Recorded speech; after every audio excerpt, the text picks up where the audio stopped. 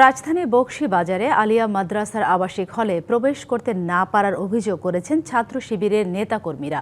এ অবস্থায় পুলিশ বলছে পরিস্থিতি পর্যবেক্ষণ করে প্রয়োজনীয় ব্যবস্থা নেওয়া হচ্ছে। সকালে হলে প্রবেশের উদ্দেশ্যে গেলে বকশীবাজার মোড়ে পুলিশ সদস্যরা তাদের আটকে দেন বলে দাবি করেন ছাত্র শিবিরের শিক্ষার্থীরা। তাদের অভিযোগ, মাদ্রাসা কর্তৃপক্ষ ও পুলিশ তাদের হলে প্রবেশের অনুমতি দিচ্ছে না।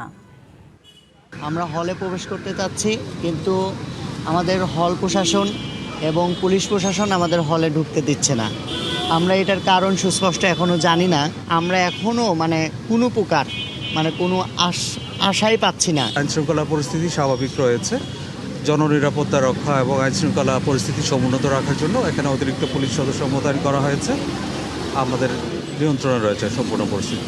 নগদ নিয়ে এলো হার না মানা হার অফার। সর্বনিম্ন 10,000 টাকা রেমিটেন্স নগদে পাঠালে থাকছে স্বর্ণের হার জেতার সুযোগ।